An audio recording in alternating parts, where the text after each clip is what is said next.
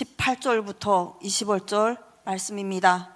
제가 봉독해 드리겠습니다. 마태복음 1장 18절부터 25절 말씀입니다. 예수 그리스도의 나심은 이러하니라.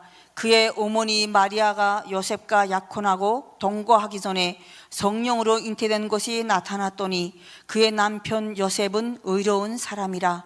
그를 드러내지 아니하고 가만히 끊고자 하여 이 일을 생각할 때 주의 사자가 현몽하여 이르되 다윗의 자손 요셉아, 내 아내 마리아 데려오기를 무서워하지 말라. 그에게 잉태된 자는 성령으로 된 것이라. 아들을 낳으리니 이름을 예수라 하라. 이는 그가 자기 백성을 그들이 죄에서 구원할 자이심이라 하니라. 이 모든 일이 된 것은 주께서 선지자로 하신 말씀을 이루려 하심이니 이르시되 보라, 처녀가 잉태하여 아들을 낳을 것이요 그의 이름은 임마누엘이라 하리라 하셨으니 이를 번역한즉 하나님이 우리와 함께 계시다 함이라. 요셉이 잠에서 깨어 일어나 주의 사자의 분부대로 행하여 그의 아내를 데려왔으나 아들을 낳기까지 동침하지 아니하더니 나음의 이름을 예수라 하니라. 아멘. 목사님께서 말씀 선포하시겠습니다.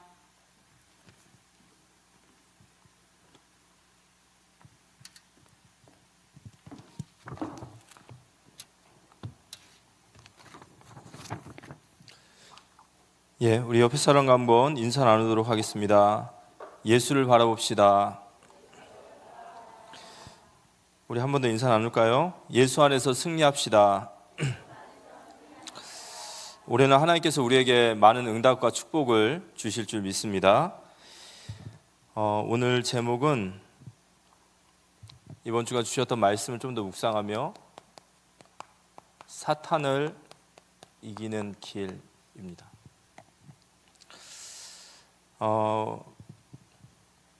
올해 저희에게 예수를 바라보자 이런 말씀을 주셨는데요. 구약의 사람들은 오실 예수를 바라보고 구원을 받았고, 신약의 우리도 그리스도를 바라보고 다시 오실 주님을 바라봅니다. 이 바라본다라는 것은 그냥 보고 있다라는 게 아니죠. 그 예수를 바라보며 그 믿음으로 살아갔고 믿음으로 승리했다라는 뜻입니다. 이번 시간에 저희에게 여자의 후손이라는 말씀을 주셨어요. 이 여자의 후손이 곧 예수 그리스도이신데요.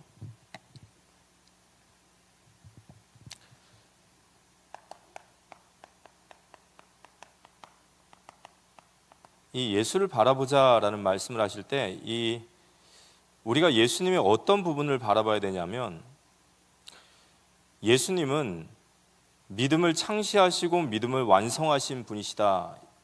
그걸 보고 우리가 아르케고스라고요. 그러니까 우리가 바라봐야 될 예수님은 우리가 뭘 바라봐야 되냐? 이 믿음을 시작하신 분이 그 믿음을 완성하신다라는 거예요. 성경에 우리가 알고 있는 모든 인물들은 그 인물에 초점이 맞춰져 있지 않습니다.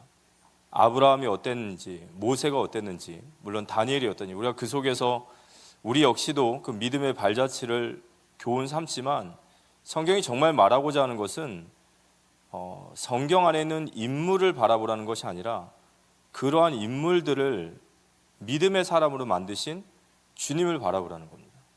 모세가 아니라, 아브라함이 아니라 그 모세를 이끄시고 그를 구원자로 세우신 분이 누구시냐입니다. 그렇다면 우리도 그 예수님은 어떤 분이시냐, 이 믿음을 시작하시고 완성하신 분이시라는 거예요. 우리는 그걸 계속해서 고백해야 됩니다. 내 실력과 내 수준, 내 능력을 바라보는 것이 아니라 이 믿음을 시작하시고 이걸 완성하실 분이 주님이시기 때문에 우리는 이 믿음의 경주를 계속해 나가야 되는 겁니다.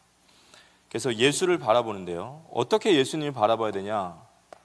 말씀과 기도로서 우린 예수님을 계속 바라보는 거죠.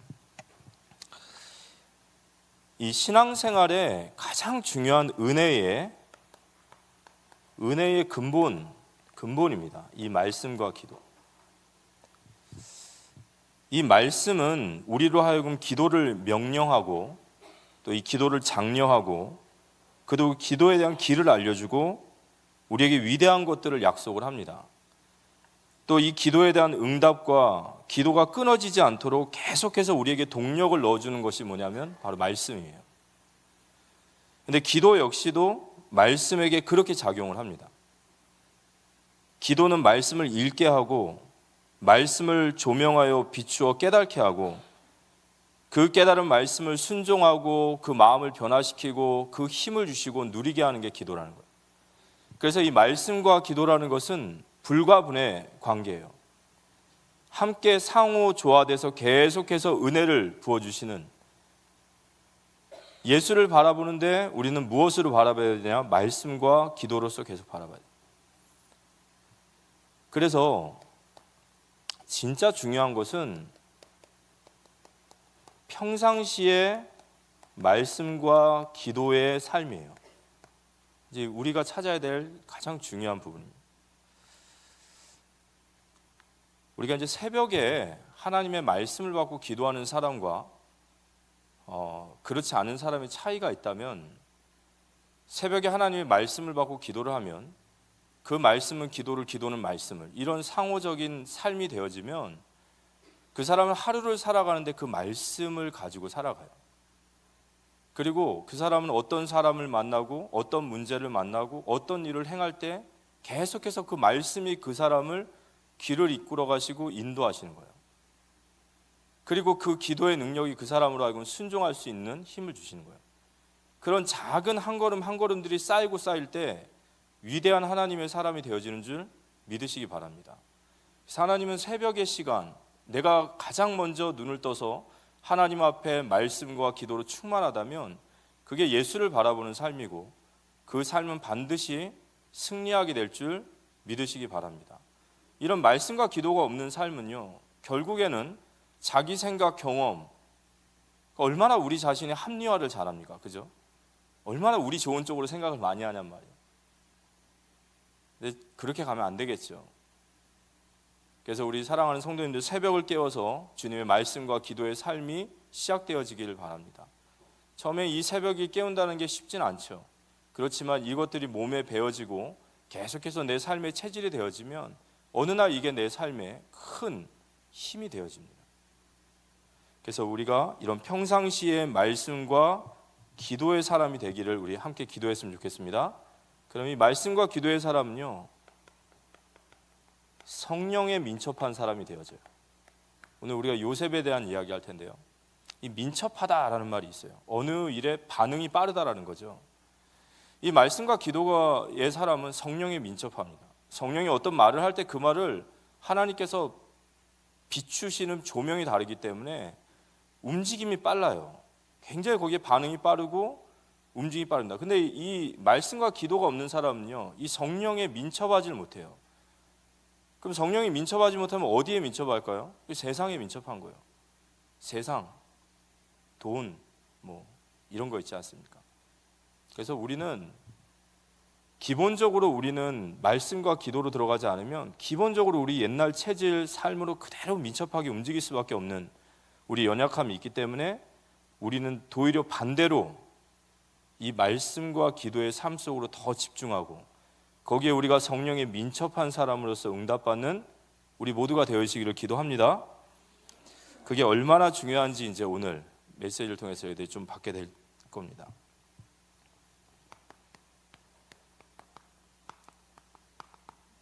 여자의 후손, 이 후손이라는 말은 히브리어로 제라 이런 뜻인데요, 이 제라라는 말은 단수형이에요. 그래서 이건 누굴 지칭하냐? 이건 예수 그리스도를 딱 지칭합니다. 그런데 이 단수 지칭인데 이걸 조금 더 연구해 보면 군집 명사라고 그래요. 그 말은 단수를 말하지만 그 속에 많은 군집이 되어 있다. 누굴 얘기하냐? 여자의 후손은 예수 그리스도이시며 바로 저와 여러분이에요. 그래서 여자의 후손이 이 땅에 오신 것은 여자의 후손의 일을 하러 오신 거예요. 말 그대로 저희가 여자의 후손이 맞다면 우리가 예수 그리스도십니까? 그 얘기가 아니죠. 우린 그렇지만 그리스도의 삼직을 가진 제사장, 선지자, 왕의 직분을 가진 자인 줄 믿으시기 바랍니다. 그래서 우리가 이 땅에 살아가는 것이 바로 여자의 후손이에요. 근데 이 여자의 후손이라는 창세기 3장 15절의 메시지가 나올 때 이걸 보고 우리는 최초의 복음이다, 그래서 원시 복음이다라고 얘기를 합니다. 가장 먼저 하나님께서 우리에게 이 메시아의 언약을 주신 언약이에요. 한번 우리 같이 한번 읽어볼까요? 읽어보겠습니다. 내가 너로 여자와 원수가 되게 하고 내 후손도 여자의 후손과 원수가 되게 하리니 여자의 후손은 내 머리를 상하게 할 것이요 너는 그의 발꿈치를 상하게 할 것이니라 하시고, 여자의 후손이 누구십니까? 예수 그리스도. 왜 여자의 후손일까요? 남자의 후손이 아닌 유일한 동정녀로 탄생하신, 바로 하나님께서 이 땅에 동정녀로 탄생하신 죄 없는 하나님의 아들 예수 그리스도, 우리의 대속에 우리를 대속하실 구원자, 이런 많은 의미가 있습니다. 그런데 아담 하와는 그렇게 받아들이지 못해요. 그죠? 왜냐, 계시가 아직 거기까지밖에 없단 말이에요. 우리가 복된 것은 성경 66권을 보면서 창세기 3장 15절만 봐도 예수 그리스도 이렇게 얘기하지만, 이 아담 하와는 아직 그 계시가 열리질 않았어요. 그런데 아담 하와가 창세기 3장의 문제로 이제 그 개인과 가정이 이제 완전히 재앙과 심판과 지옥으로 가야 될 상황에 하나님이 복음을 주셨는데, 이 복음의 내용이 창세기 3장 15절이었단 말이에요. 복음이 무엇이냐라고 할 때 창세기 3장 15절을 얘기합니다. 그러면 이 내용을 우리가 풀어보면 이 얘기예요. 여자는요, 하와를 얘기합니다. 그럼 무슨 얘기냐면, 하와의 후손 중에, 이제 하와의 후손이면 뭐 쭉 나오죠. 지금 우리도 어떻게 보면 하와의 후손이에요. 모든 인류입니다. 하와의 후손 중에 뱀의 머리를 상하게 할 자가 올 것이다, 이거예요. 하와의 수많은 후손들 중에 뱀의 머리를 상하게 할 자가 나타난다. 그가 바로 메시아다라는 거예요. 그 뱀의 머리가 누구죠? 사탄의 머리를 박살내신, 아담에게 하나님께서 주신 원시 복음이에요. 여자의 후손, 하와의 후손 중에 뱀의 머리를 상하게 할 그가 바로 메시아다. 그가 이 땅에 오셔서 뱀의 머리를 박살내고 너희를 구원할 것을 믿음으로 바라보고 그 믿음을 붙잡아라는 거예요. 요한복음 8장 56절에 너희 조상 아브라함도 나 올 때를 보고 즐거워했다라고 했어요. 그걸 기뻐했다.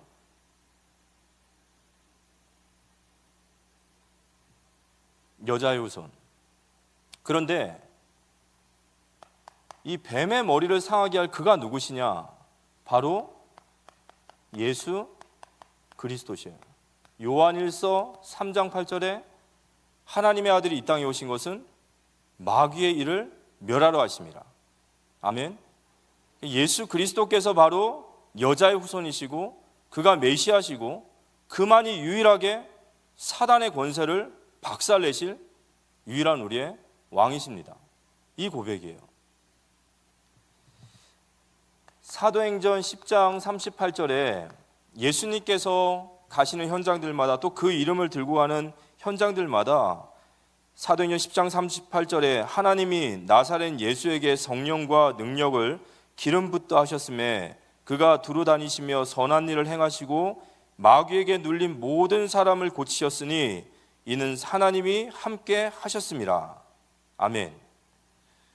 그리스도께서 이 땅에 오셔서 성령의 능력의 기름을 받으시고 마귀에게 눌린 모든 자를 그들을 고치시고 그들을 해방시키심을 믿으시기 바랍니다. 우리가 그리스도를 만나서 예수님의 복음을 듣고 저희 인생에 가장 먼저 변화된 게 뭐죠? 우린 전에 하나님 앞에 불순종의 자녀들이었어요.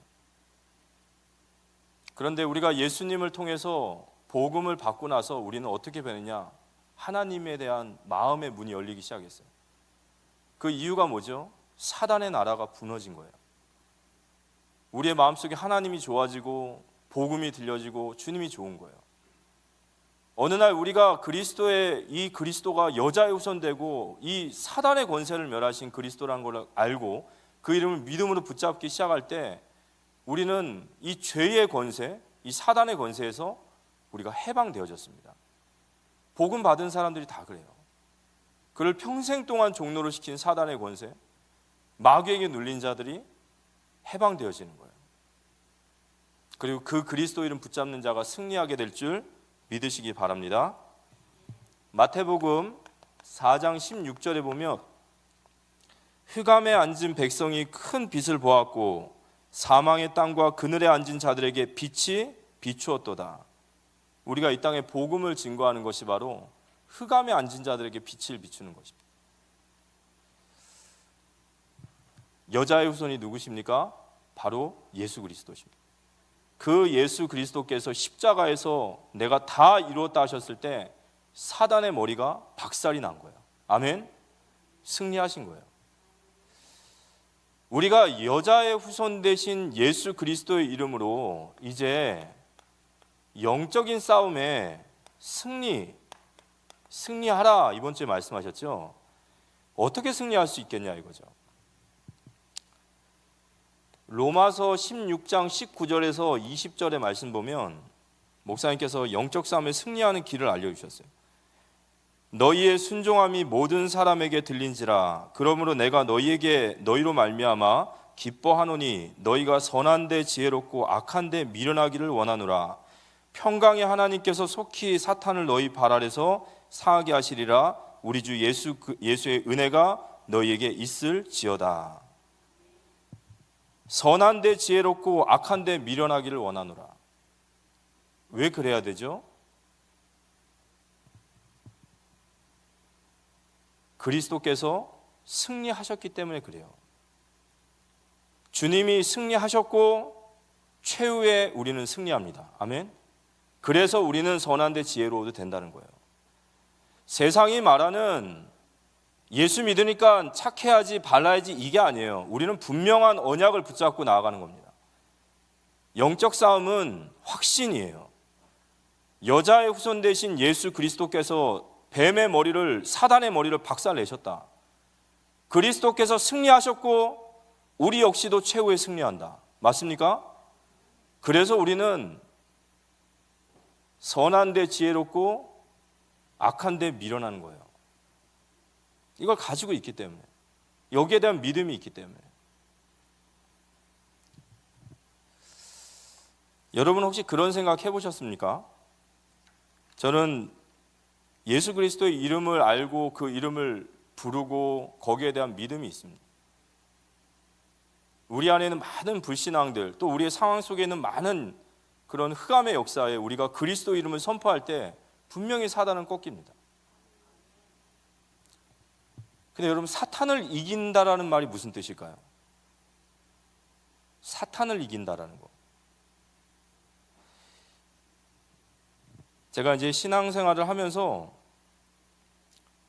예를 들어 정신 문제가 있는 사람이라든지 또는 병든 사람이라든지 가난한 사람이라든지 이런 사람들을 향해서 예수 그리스도를 막 선포를 해요.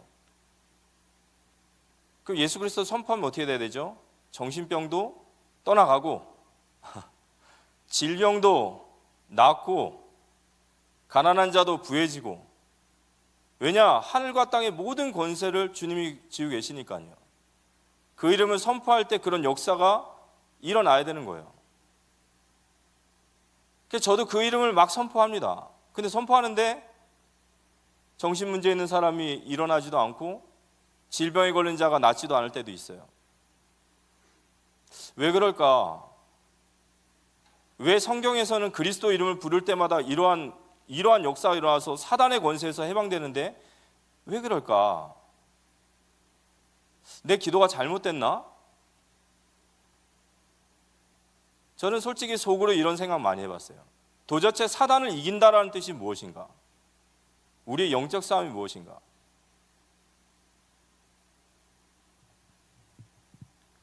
하나님 저에게 주신 은혜는 뭐냐면요, 사단을 이기는 것은요 내가 사는 게 아니에요.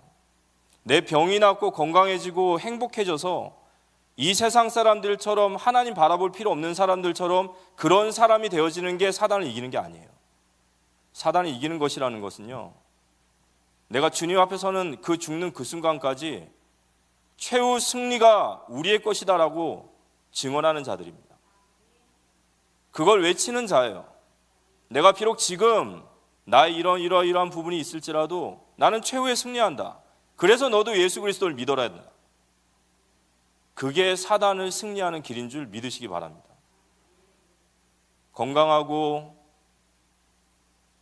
세상에서 돈 많이 벌고 행복하고 모든 게 돼서 그래서 하나님 필요 없는 세상 사람처럼 사는 것이 아니라 우리는 이 땅에서 이거 선포하는 거예요. 우리는 최후 승리한다. 그래서 너도 그리스도를 믿어야 된다. 마귀가 이걸 꺾으려고 하는 거예요. 우리 입술에서, 우리 마음에서 이걸 꺾고 싶어 하는 거예요. 이 최후 승리를 우리가 한다라는 것을 이걸 보지 못하게 하는 거예요. 그래서 이 땅에 사는 동안 마치 자기 휘하에 종로로 시키듯, 그게 아닐까 지금까지는 싶습니다. 여자의 후손 되신 그리스도를 진정으로 확정하고 우리의 삶의 현장에서 우리 그리스도로 승리함을 믿고 선포하는 우리 모두가 되었으면 좋겠습니다. 최후 승리는 우리 거예요. 성경은 분명히 그렇게 약속하셨고 우리는 그 사실을 믿기에 우리는 그 일을 증거하는 삶을 살아야 될 줄 믿으시기 바랍니다.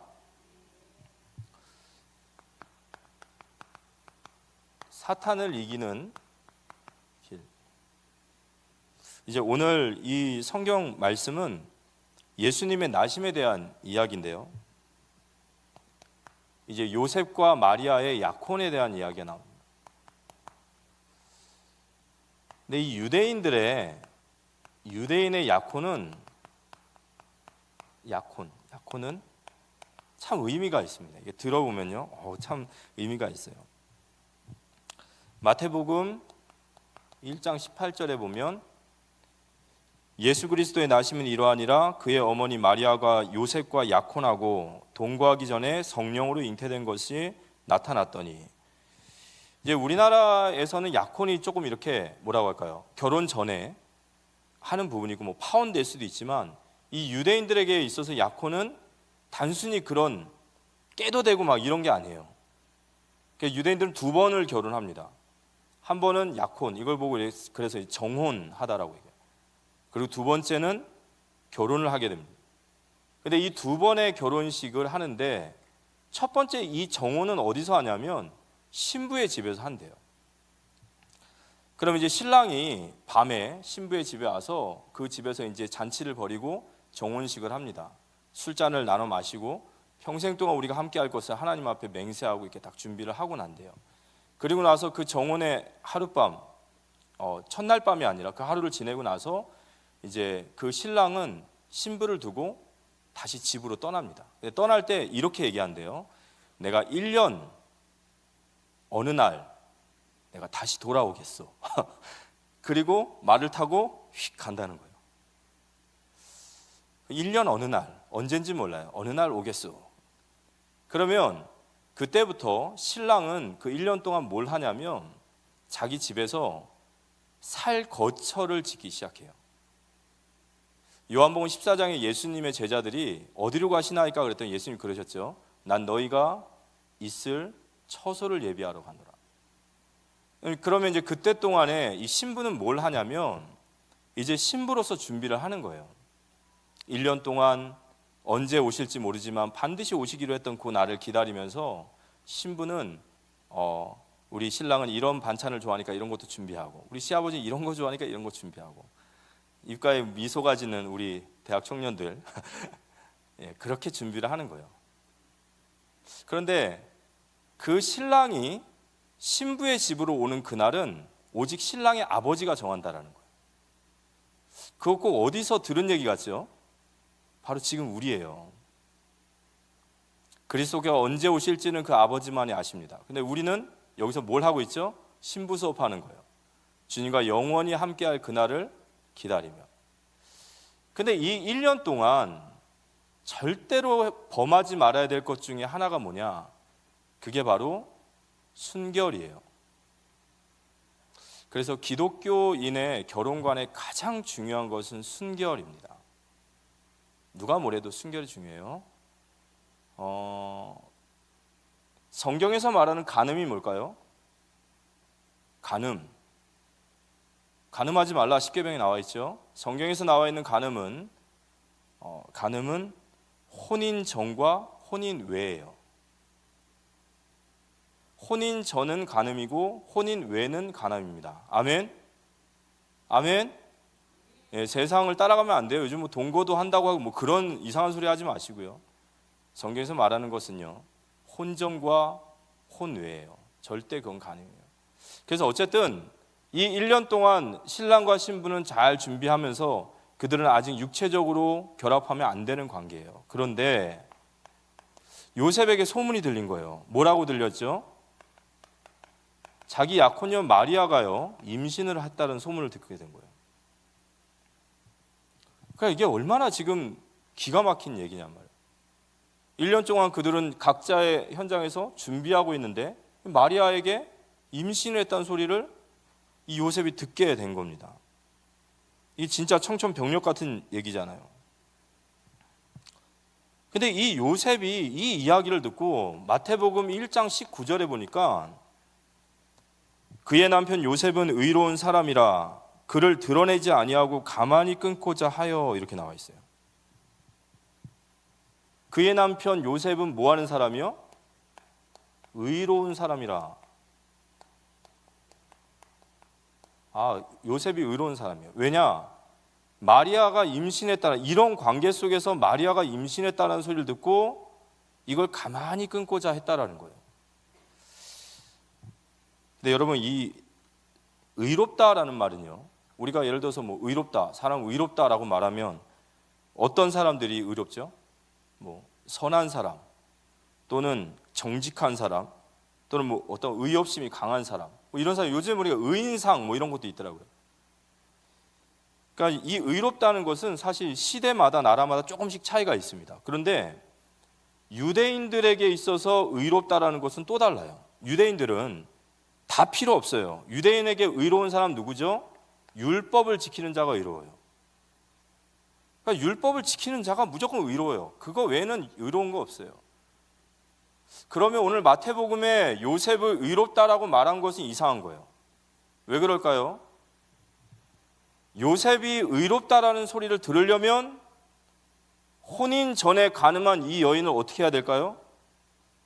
이거 돌로 쳐 죽이는 게 의로운 거예요. 그래서 신명기서 22장 23절에서 27절까지 말씀 보면 이렇게 나와 있습니다. 마리아가 이렇게 돼야 되는 거예요. 처녀인 여자가 남자와 약혼한 후에 어떤 남자가 그를 성읍 중에서 만나 동침하면 너희는 그들을 둘 다 성읍 문으로 끌어내어 그들을 돌로 쳐 죽일 것이니 그 처녀는 성 안에 있으면서도 소리 지르지 아니하였으며 그 남자는 그 이웃의 아내를 욕보였음이라. 너는 이같이 하여 너희 가운데서 악을 제할지니라. 만일 남자가 어떤 약혼한 처녀를 들에서 만나서 강간하였으면 그 강간한 남자만 죽일 것이요 처녀에게는 아무것도 행하지 말 것은 처녀에게는 죽일 죄가 없음이라. 이 일은 사람이 얼마나 일어나 그 이웃을 쳐 죽인 것과 같은 것이라. 남자가 처녀를 들에서 만난 까닭에 그 약혼한 처녀가 소리질러도 구원할 자가 없음이니라. 만약에 이러한 경우 같으면 율법은 어떻게 얘기하냐? 먼저 이 간음한 여자와 남자를 마을 밖으로 끌어내야 돼요. 그래서 모든 마을 사람 앞에서 재판을 합니다. 그리고 그 재판 결과 간음이 맞다면 모든 사람들이 돌을 들어서 찍어서 죽이는 거예요. 그게 바로 율법을 지키는 겁니다.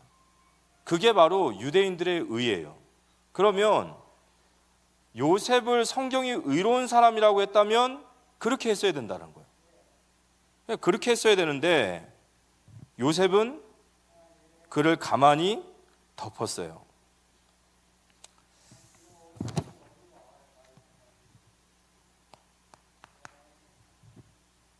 오늘 우리가 이 말씀을 통해서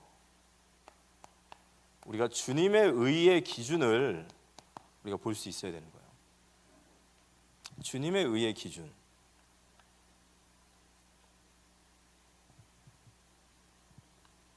마태가 정말 말하고자 하는 의가 무엇이냐? 진짜 유대인이었다면 저렇게 율법대로 끌어내서 죽여야 되는 게 맞는데 그를 가만히 덮고자 하였다는 거예요. 마태복음 5장 20절에 보면 너희의 의가 내가 너희에게 이르노니 너희의 의가 서기관과 바리새인보다 더 낫지 못하면 결코 천국에 들어가지 못하리라.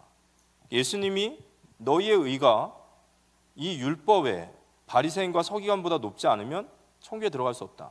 그럼 도대체 주님의 의의 기준이 뭐냐? 바로 마태복음 5장 7절. 국률이 여기는 자는 복이 있나니 그들이 국률이 여김을 받을 것임이라. 여기 국률이 여기다. 국률이 여기다라는 것은 불쌍히 보다라는 뜻입니다.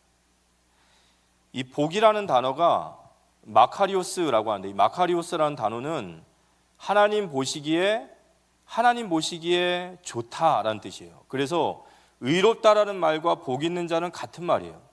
근데 하나님은 누굴 의롭다라고 말하냐면 국률이 여기는 자를 의롭다 말씀하시는 거예요. 유대인들이 가지고 있는 의의 기준을 뛰어넘을 수 있는 의가 뭐냐? 국률이 여기는 자예요. 요셉이 마리아를 그 국률로서 그를 덮어주신 겁니다. 왜냐하면 이 요셉의 의의 기준을 따라서 이 땅에 예수 그리스도께서 오셨기 때문에 그래요. 예수님께서 이 땅에 오셔서 우리를 위하여 십자가에서 죽으신 그 의는 유대인들의 율법에 가지고 있는 의가 아니라 그 율법을 뛰어넘는 의였어요. 그걸 보고 뭐라고 하죠? 그걸 십자가의 의라고 하는 거예요.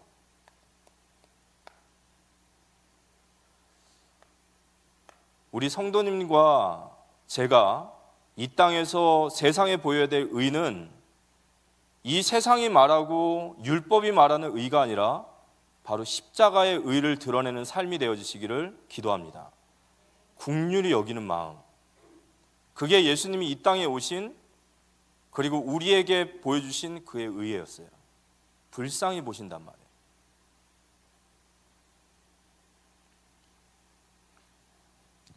그래서 오늘 이 말씀을 보면은 요셉이 가만히 끊고자 하여 드러내지 않았다라는 이 덮어주다, 이 덮다라는 뜻이 바로 구원이라는 말의 근원이 되시는 거예요. 주님이 죄인된 우리를 만약 드러내셨다면, 만약에 우리의 죄가 이 마리아와 같은 죄 속에서 우리가 드러났다면 우린 다 죽임당해야 될 존재들이에요. 주님이 우리를 구원하신 것은 국률하심이십니다. 십자가의 은혜가 바로 국률이었어요. 우리를 불쌍히 보셨어요. 우리가 이 땅에서 펼쳐야 될 의는 바로 국률입니다. 어떤 일을 행해 나갈 때, 또 누군가를 책망하고 누군가에게 어떤 일을 할 때 그 가장의 기본에 이 주님의 의, 이 국률함이 우리에게 있는지를 먼저 확인하는 우리가 되어지기를 기도합니다. 그래서 이 의를 가지고 주님 앞에 서게 된 겁니다.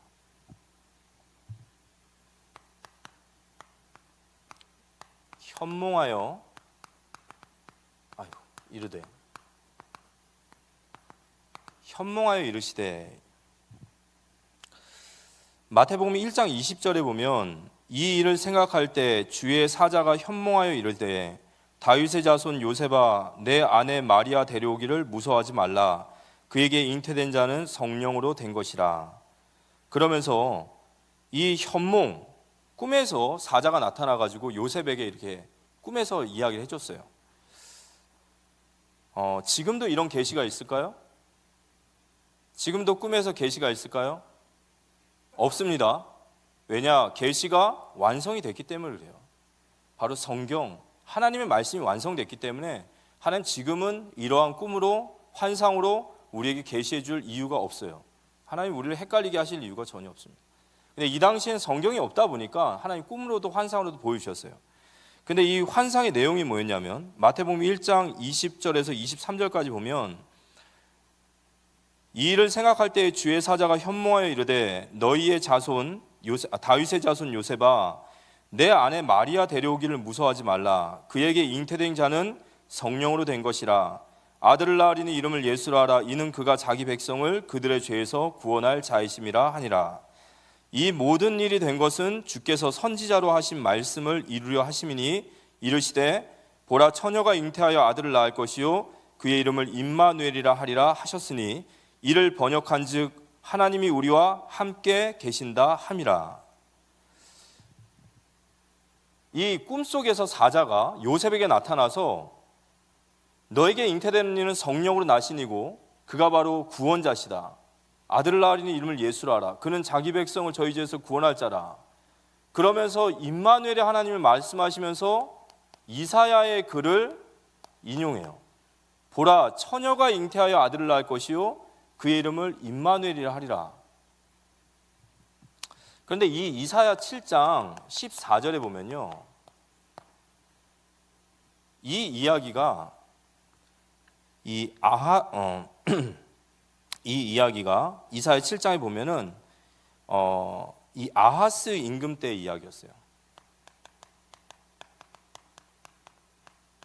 이 유다의 왕이었습니다. 이 이야기가 나온 배경이 저희가 조금 알아야 됩니다.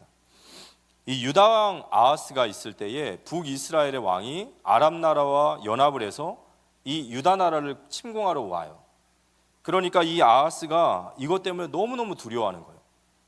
그래서 이사야 7장 10절에 보면 여호와께서 아하스에게 말씀하여 이르시되 너는 내 하나님 여호와께 한 징조를 구하되 깊은 데에서든지 높은 데에서든지 구하라 하시니 아하스가 이르되 나는 구하지 아니하겠나이다. 나는 여호와를 시험하지 아니하겠나이다 한지라.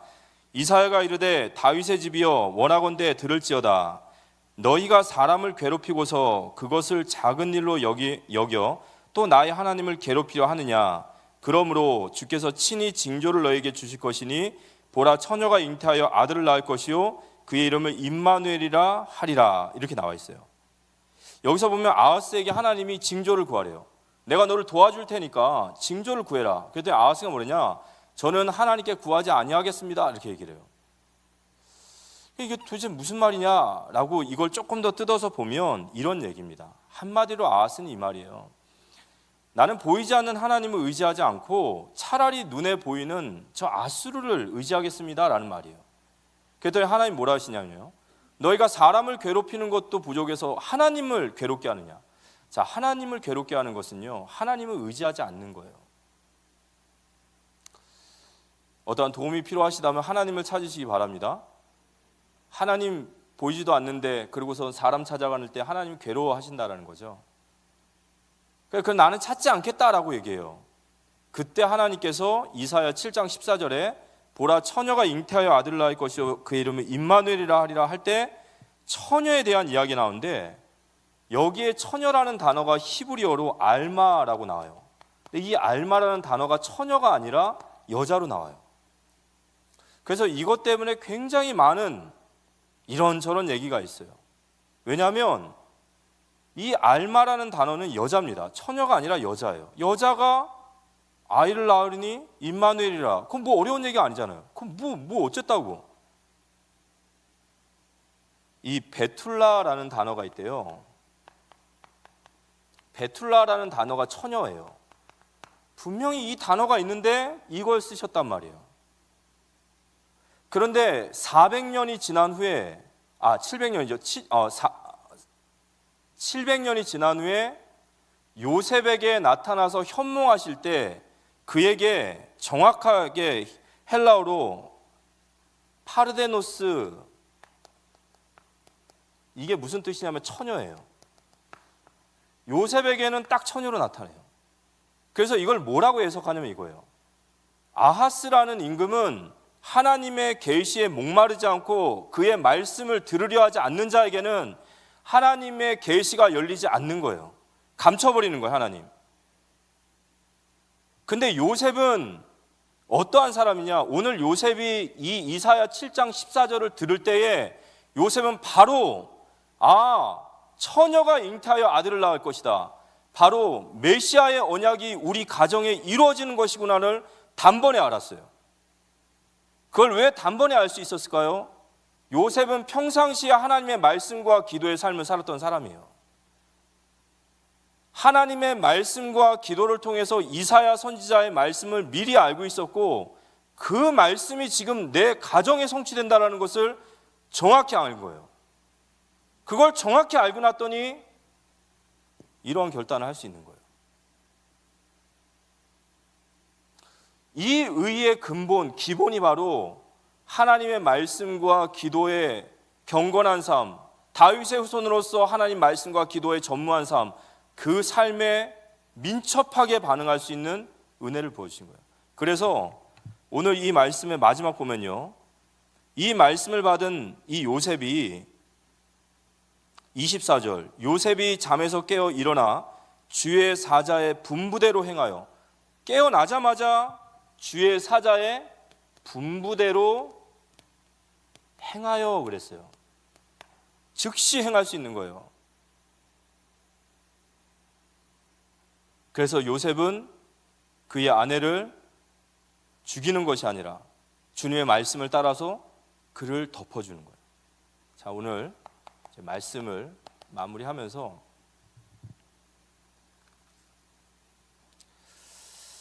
오늘 이 사탄을 이기는 길을 제가 여자의 후손과 예수 그리스도에는 확신을 놔두고 이야기할 때 원래 제목을 복음이 복음 되게 하라 이렇게 해보려고도 했어요.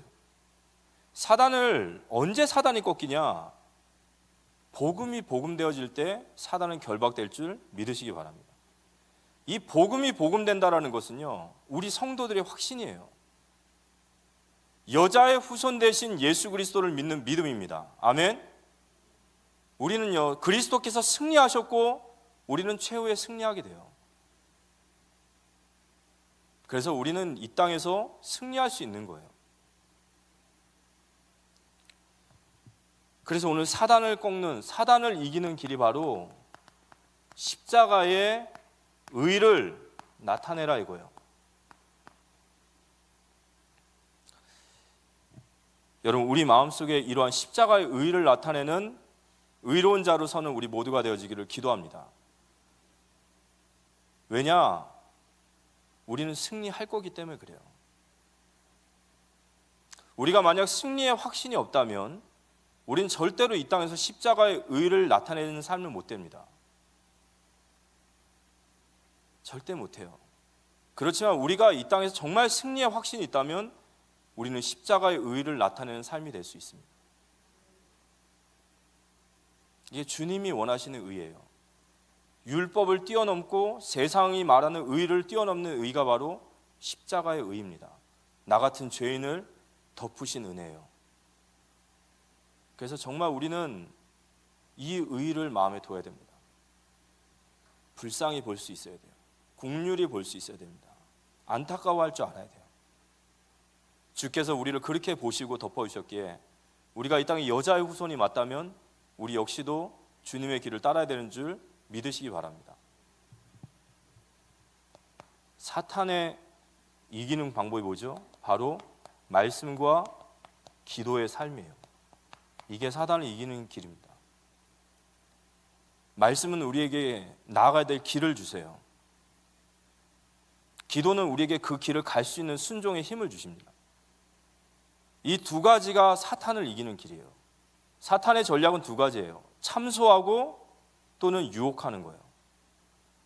우리의 연약함들을 가지고 계속 공격해서 우리를 이 땅에서 무너뜨리든지, 아니면 세상의 것으로 우리를 유혹해서 우리 탈선하게 만드는 거예요. 여기서 우리가 승리하는 길은요, 말씀과 기도밖에 없습니다. 그것도 평소에 말씀과 기도에 전무하는 우리 성도님들 되시길 기도합니다. 거기에서 우리의 민첩함이 나온다는 거예요. 말씀을 통해서 조명이 되어지고 그 기도를 통해서 그 말씀을 향해 나아갈 수 있는 갈망이 생기고 힘이 생기는 거예요.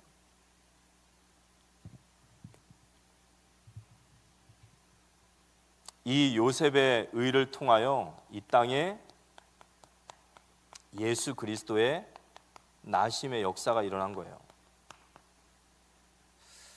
우리가 하나님 앞에 십자가의 의를 나타내고 거일에 민첩하게 주님 앞에 나아갈 때 그 작은 의로움이, 그 작은 결단이 이 땅에 주님이 여자의 후손으로 역사하시는 그 길이 되어질 줄 믿습니다. 사단을 이기는 이번 한 주간 말씀과 기도로 충만해져서 우리 각자의 삶의 현장에서 사탄에게 지지 말고 최후 승리는 우리의 것이기 때문에, 그리고 세상을 향해 최후 승리가 주님께 있으니까 너도 주께 돌아와야 된다라고 말할 수 있는 증인의 삶을 사시고 살리는 자의 축복 누리시는 우리 모두가 되시기를 살아계신 예수님의 이름으로 기도합니다. 우리 찬송가